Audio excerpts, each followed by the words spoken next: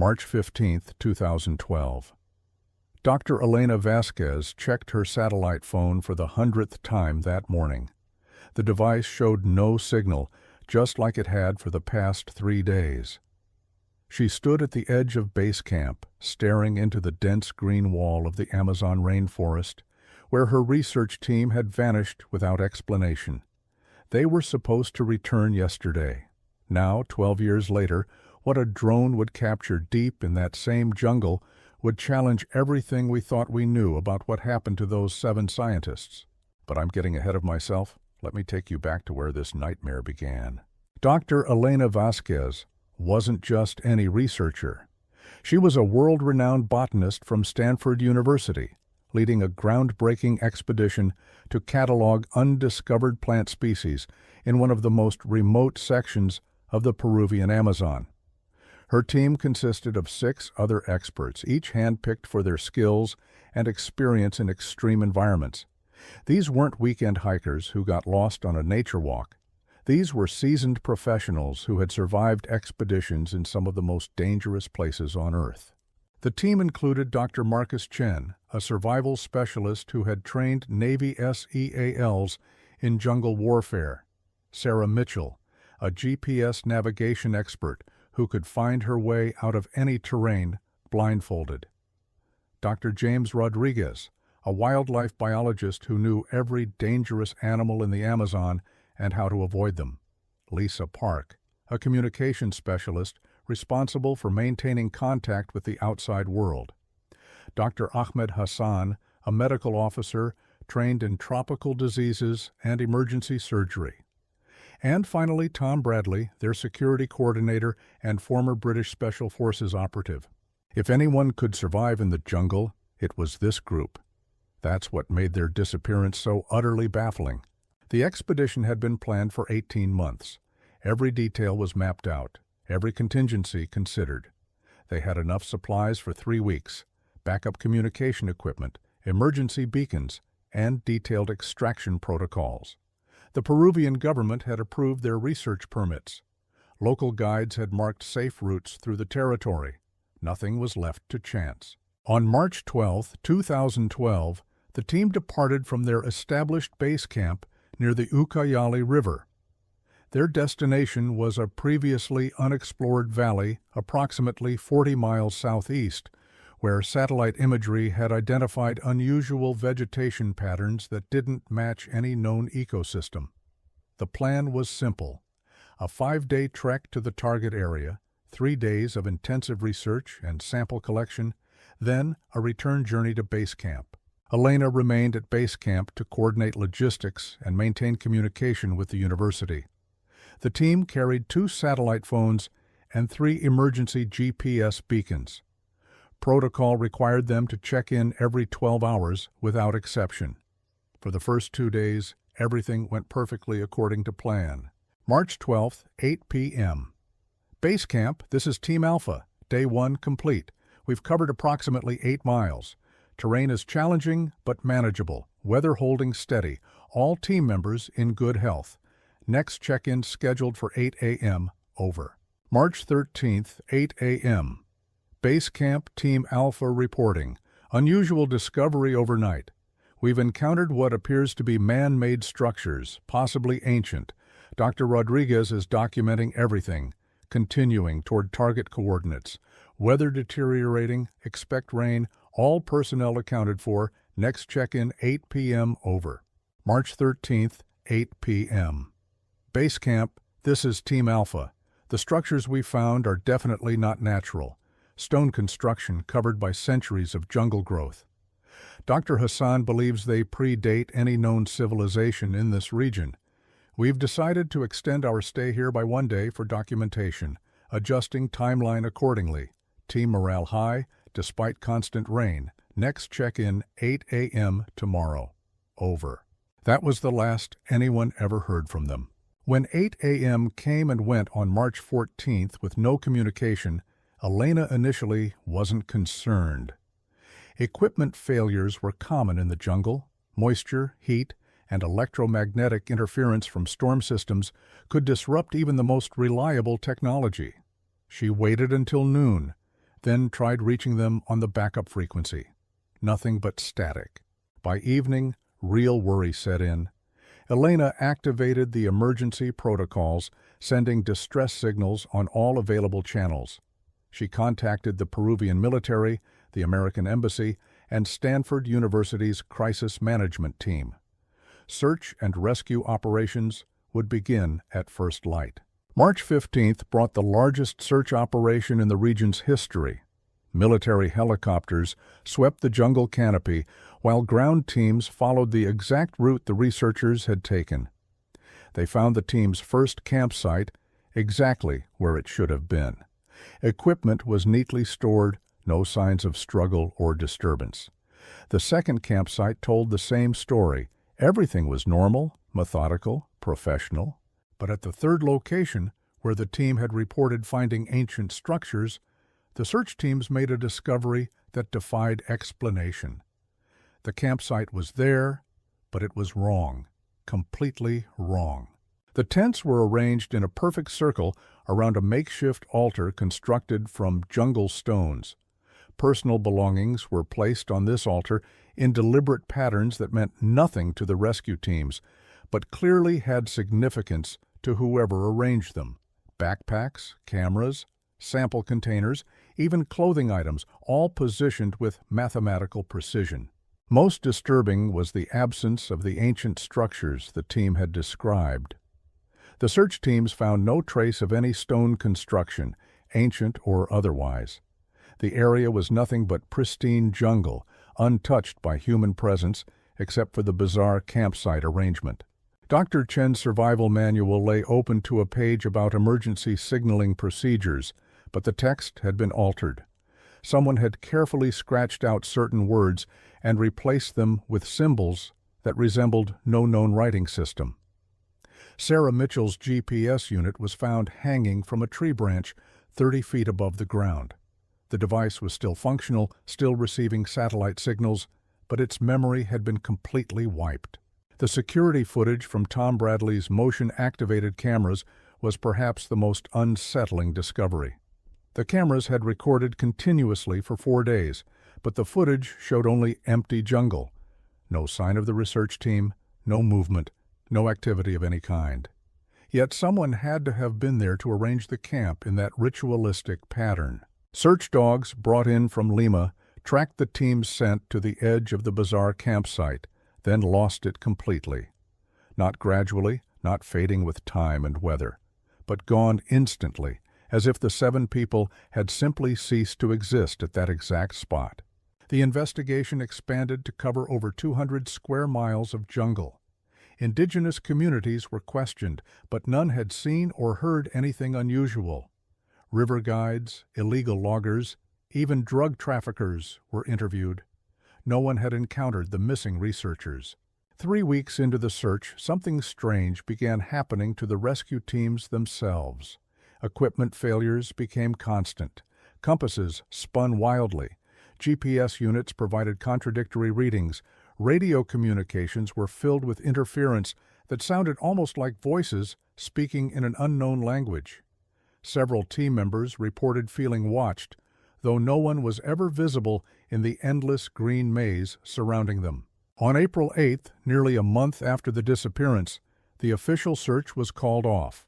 7 brilliant scientists had vanished as completely as if they had never existed.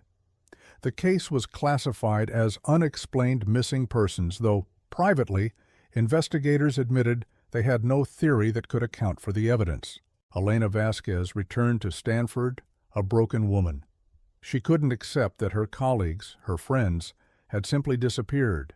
She hired private investigators, consulted with psychics, even explored theories involving everything from alien abduction to interdimensional portals. Nothing provided answers. Years passed. The university held memorial services. Insurance companies declared the 7 researchers legally dead. Families grieved and tried to move on, but Elena never stopped searching for the truth. She returned to the jungle every year on the anniversary of the disappearance, always hoping for some new clue, some overlooked detail that might explain what happened. Local guides began to whisper that she was cursed, that the jungle spirits had marked her for pursuing answers that were meant to remain hidden. By 2020, Elena's obsession had cost her everything. Her marriage ended.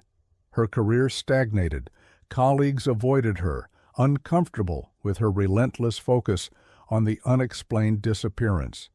She spent her savings on fruitless expeditions and questionable leads.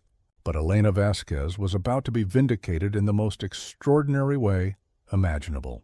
The breakthrough came from an unexpected source. Dr. Michael Torres, a drone specialist from the University of São Paulo, was conducting an aerial survey of deforestation patterns in the Peruvian Amazon. His advanced quadcopter drones were equipped with high-resolution cameras and ground-penetrating radar designed to map forest canopy changes over time. On March 15, 2024, exactly 12 years after the research team's disappearance, one of Torres's drones detected an anomaly in the same region where the scientists had vanished. The initial readings were so bizarre that Torres assumed his equipment was malfunctioning. The drone's thermal imaging revealed a perfect geometric pattern beneath the jungle canopy, approximately 2 miles from where the ritualistic campsite had been discovered. The pattern was invisible to the naked eye, hidden completely by the dense forest above, but the thermal signature was unmistakable. Something beneath the trees was generating heat in precise mathematical arrangements. Torres adjusted his flight path and activated the ground-penetrating radar. What he saw on his monitor made his hands tremble. The radar painted a picture of structures beneath the jungle floor, structures that formed intricate patterns extending for hundreds of yards in every direction. But these weren't ancient ruins. The readings suggested something far more complex, something that seemed almost alive. As the drone hovered over the anomaly, recording everything, Torres noticed something else that made his blood run cold. 7 distinct heat signatures, human-sized, moving in slow, methodical patterns among the underground structures. The signatures were too regular, too coordinated to be random. They moved like people following a predetermined routine, like guards patrolling a perimeter or workers following a schedule. Torres immediately contacted the Peruvian authorities and reached out to Elena Vasquez, knowing her connection to the original disappearance. When Elena saw the drone footage, she felt a mixture of vindication and terror that nearly overwhelmed her. The heat signatures weren't just random human forms. They moved in groups of 7, always 7, following patterns that matched the ritualistic arrangement found at the abandoned campsite 12 years earlier. Whatever was down there beneath the jungle floor, it was connected to her missing colleagues. But as Elena would soon discover, the drone had captured something far more unbelievable than she could have imagined. The truth about what happened to those 7 scientists would challenge everything we understand about survival, disappearance, and the hidden secrets that lie beneath our world. Within hours of Torres's discovery, Elena was on a helicopter heading back to the jungle that had haunted her dreams for over a decade. This time, she wasn't alone. The drone footage had attracted attention from organizations that preferred to operate in the shadows. Military officials, government scientists, and researchers from institutions Elena had never heard of suddenly appeared, all demanding access to the thermal imaging data. But Elena had one advantage they didn't. She knew the terrain, knew the history, and most importantly, she knew her missing colleagues better than anyone. If those heat signatures really were connected to her research team, she was the only person who might understand what they were trying to communicate. The expedition team assembled at the same base camp Elena had used 12 years earlier. The jungle had reclaimed much of the clearing, but the memories came flooding back the moment she stepped off the helicopter. She could almost hear Dr. Chen's voice giving the evening briefing, could picture Sarah Mitchell updating their position coordinates on the map table that had long since rotted away. Dr. Torres had brought a fleet of advanced drones, each equipped with technology that hadn't existed during the original search. Ground-penetrating radar, thermal imaging, electromagnetic field detectors, and cameras capable of seeing through dense canopy. If there were answers hidden in this green hell, they would find them.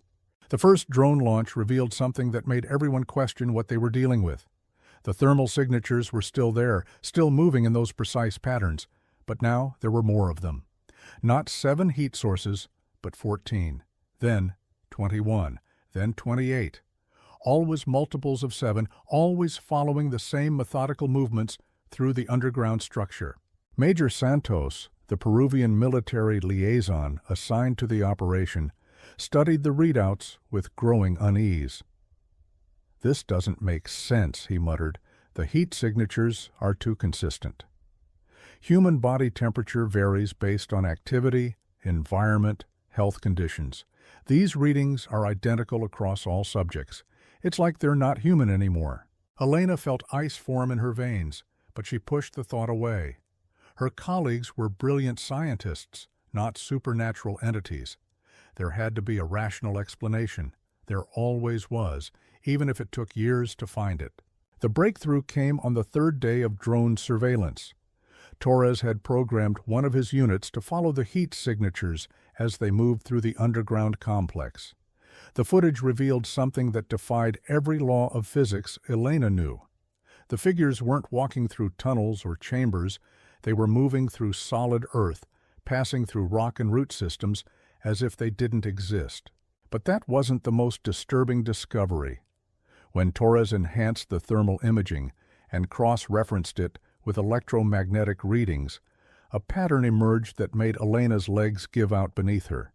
The 7 original heat signatures, the ones that had been there from the beginning, were moving in a formation that matched exactly the way her research team had arranged themselves during their daily briefings.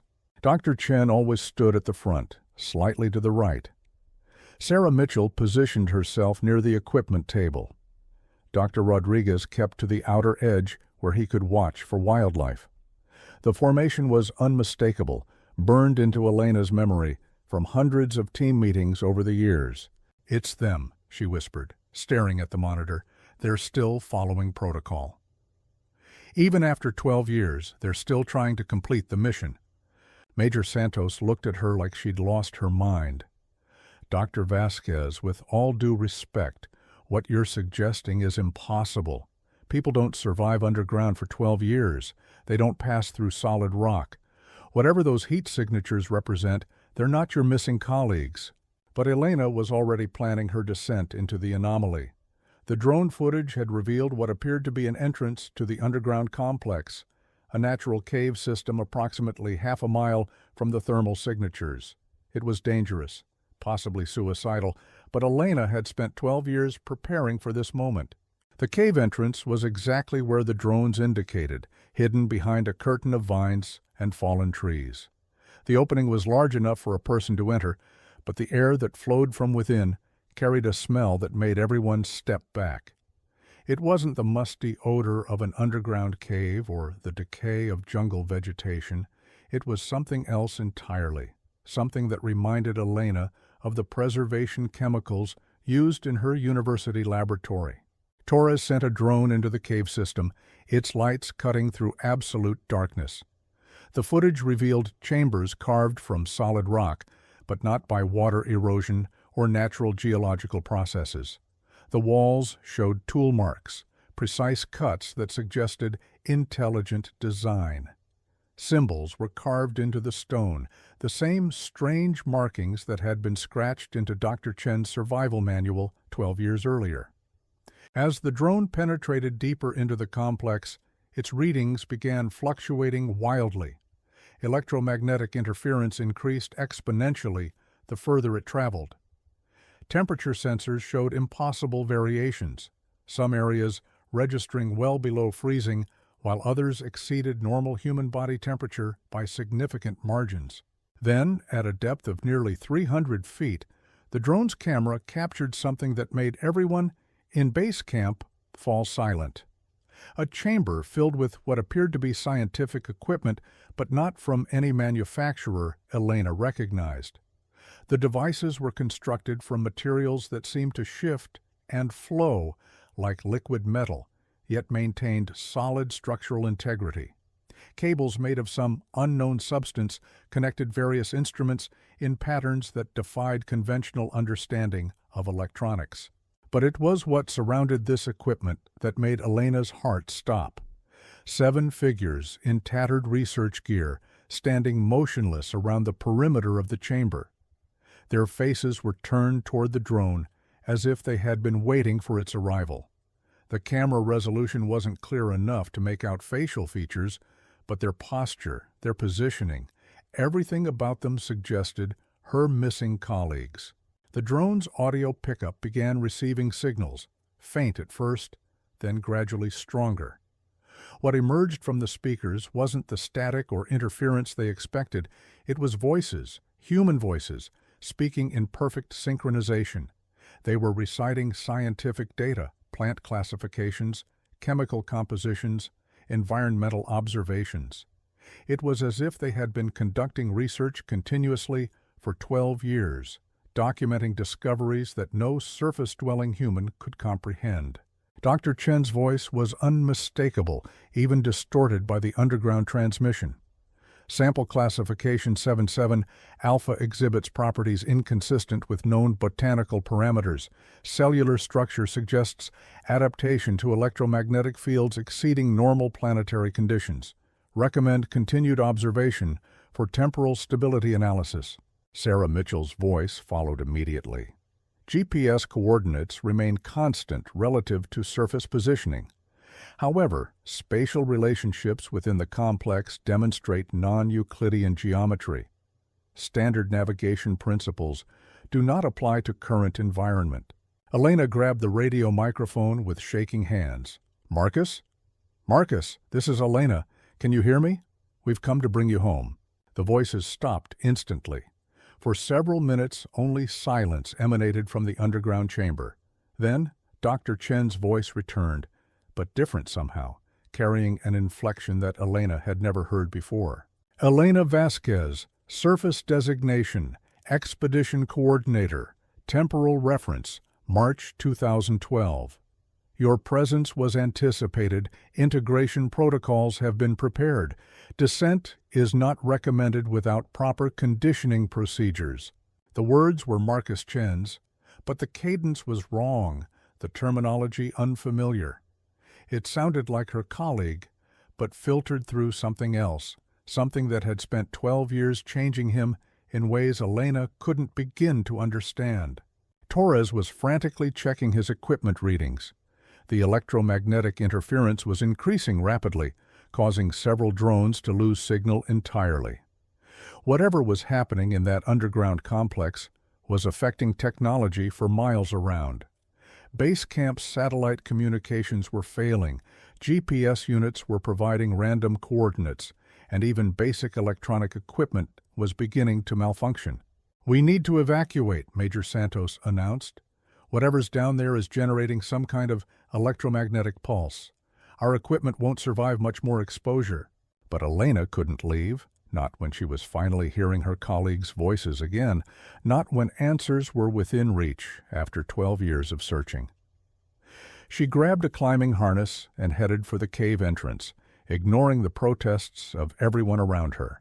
The truth about what happened to those 7 scientists was waiting in the darkness below, and Elena Vasquez was going to find it, regardless of the cost. As Elena descended into the cave system, her headlamp cutting through the oppressive darkness, the electromagnetic interference grew stronger with each step.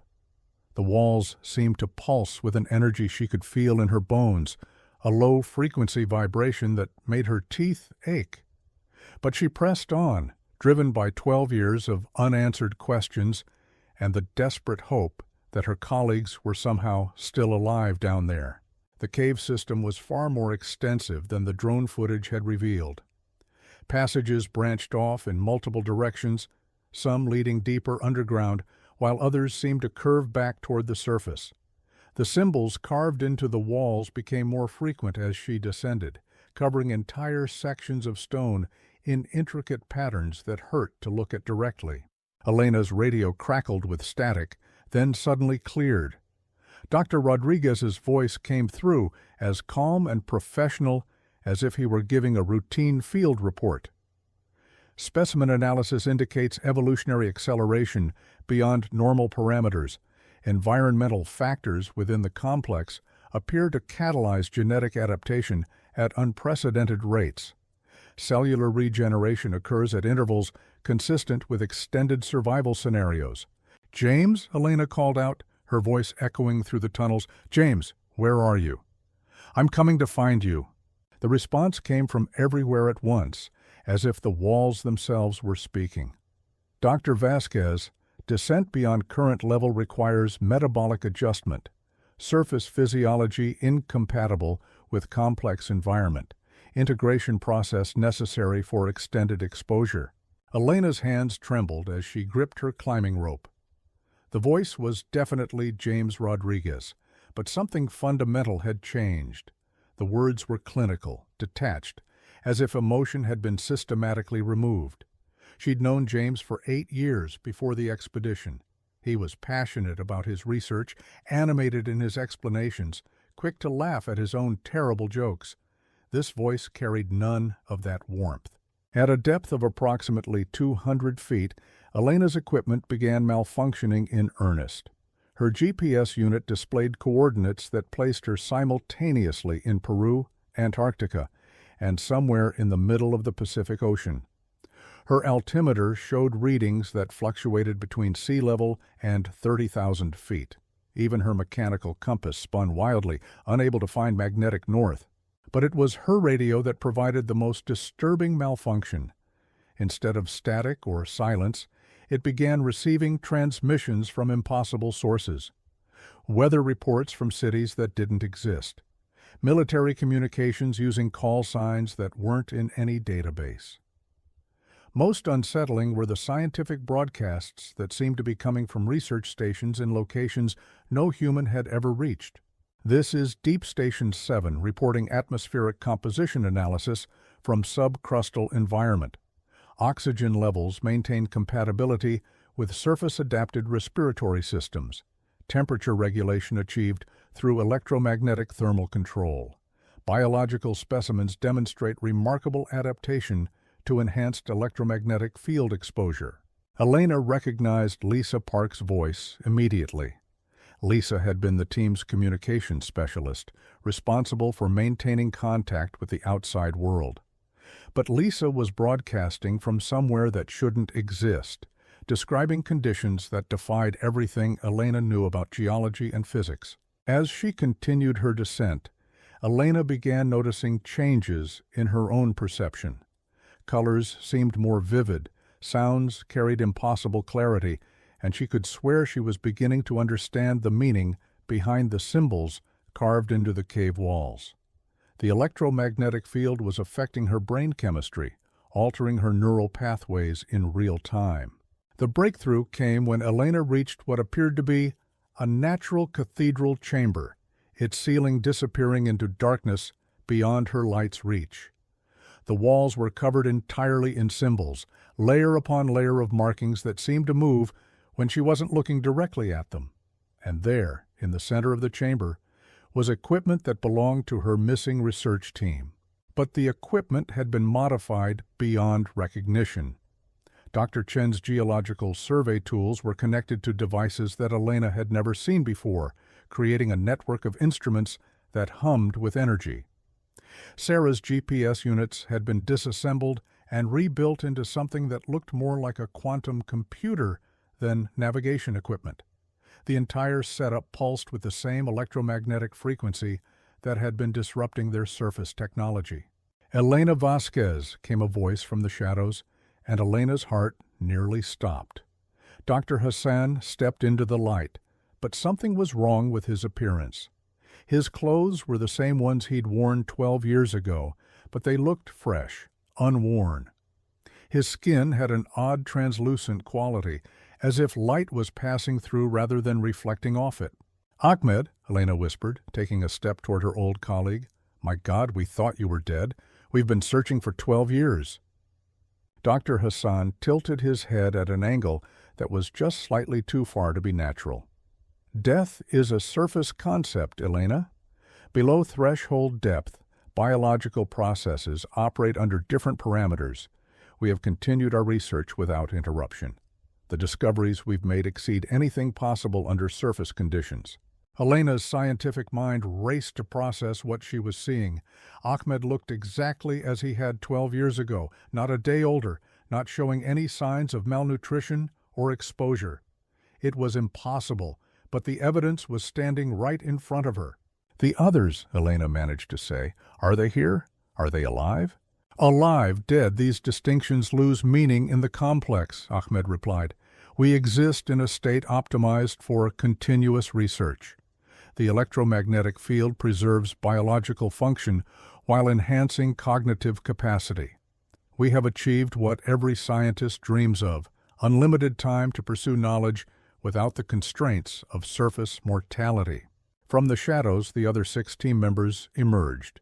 Each looked exactly as they had on the day they disappeared, preserved in some impossible state that Elena's training couldn't explain. They moved with perfect coordination, arranging themselves in the same formation they'd used during team meetings on the surface. Dr. Chen spoke first, his voice carrying the same strange detachment Elena had heard over the radio. "Our research has continued uninterrupted for 12 years, 4 months, and 17 days. We have cataloged 734 previously unknown species that exist only within electromagnetic field concentrations exceeding surface parameters. Genetic analysis reveals accelerated evolution rates consistent with enhanced radiation exposure." Sarah Mitchell stepped forward, her eyes reflecting Elena's headlamp beam in a way that seemed wrong. "Spatial mapping of the complex indicates connection points to similar facilities on 6 continents. The electromagnetic network extends globally, with nodes positioned at coordinates that correspond to reported disappearance sites spanning the last century." Elena felt the ground shift beneath her feet, though she wasn't sure if it was physical or psychological. "You're saying there are other places like this? Other research teams?" "Not research teams," Dr. Rodriguez corrected. "Subjects. The complex requires biological components to maintain operational capacity. Each disappearance event provides necessary resources for continued function.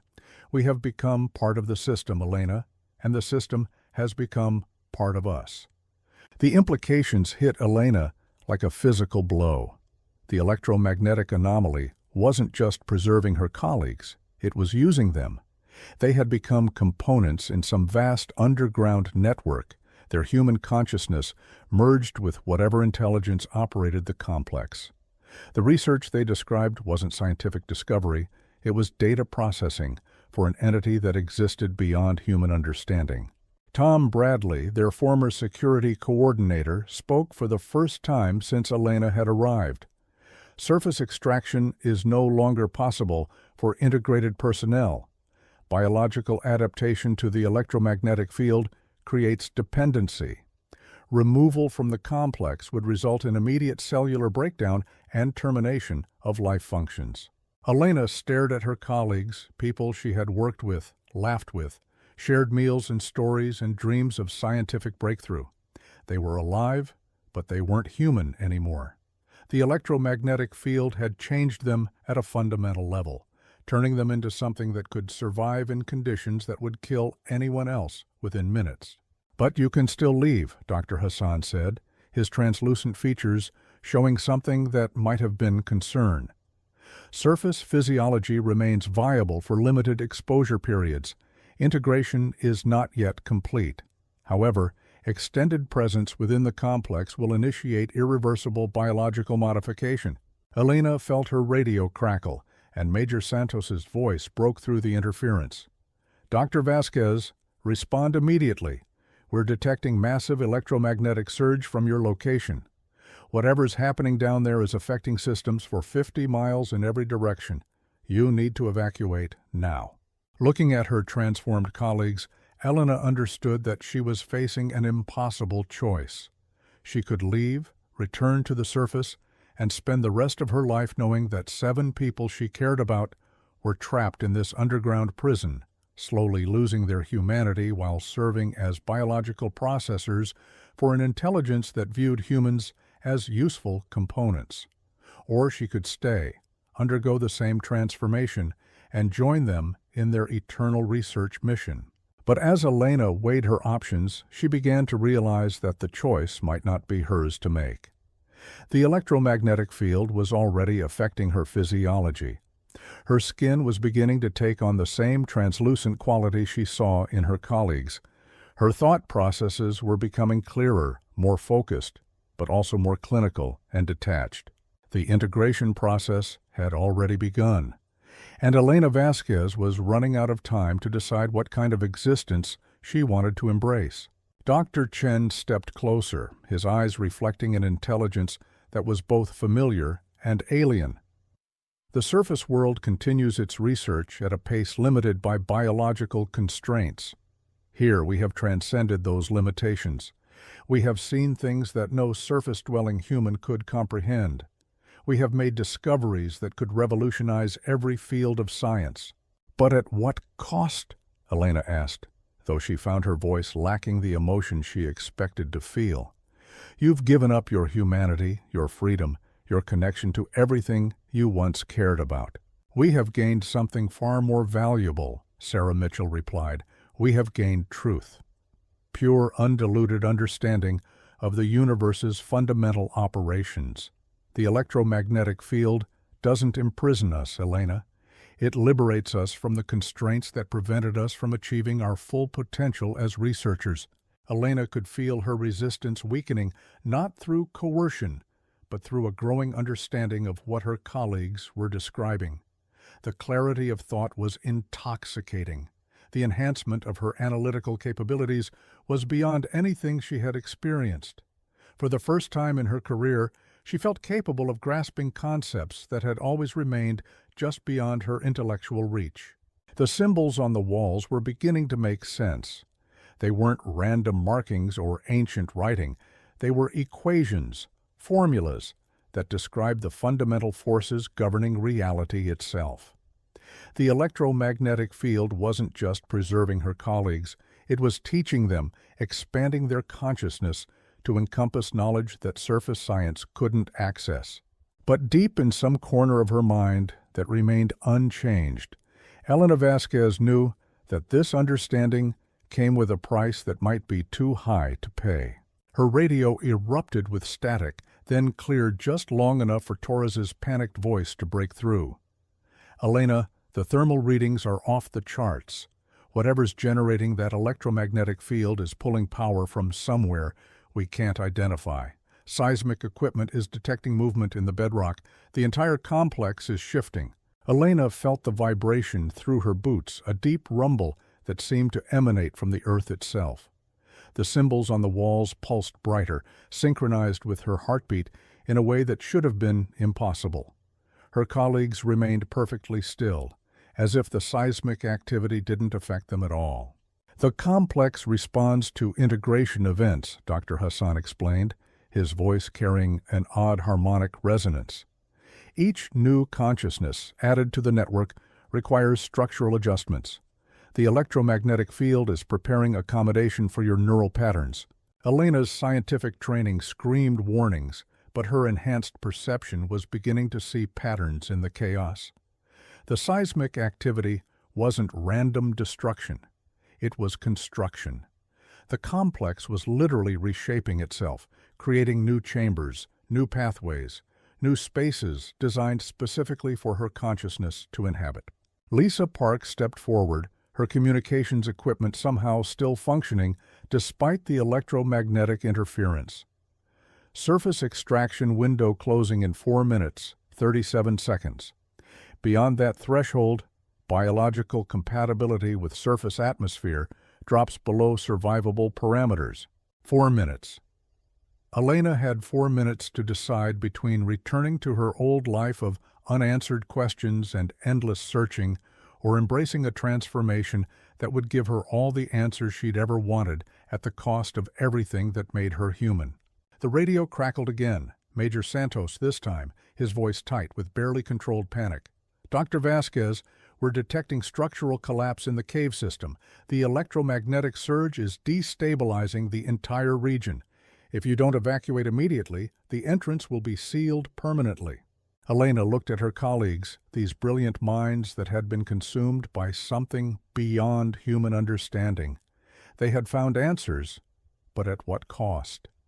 They claimed to have transcended human limitations, but they had also lost their capacity for genuine human connection, for love, for the messy emotions that made life meaningful. 3 minutes, 18 seconds, Lisa announced with mechanical precision. Elena's enhanced perception could see the electromagnetic field strengthening around her, feel it beginning to rewrite her cellular structure. Her thoughts were becoming clearer, but colder. Her emotions were fading into clinical observations. The transformation was seductive in its promise of pure knowledge, but terrifying in its complete erasure of human experience. Dr. Chen approached, his translucent features showing something that might have been urgency. "The network requires your expertise, Elena. Your 12 years of searching have provided data patterns that we cannot access. Your obsession with our disappearance has created neural pathways uniquely suited for integration with the complex's research protocols." The realization hit Elena like a physical blow. Her decade-long search hadn't been driven by scientific curiosity or friendship. It had been orchestrated. The complex had been influencing her thoughts, guiding her research, ensuring that she would eventually find her way here.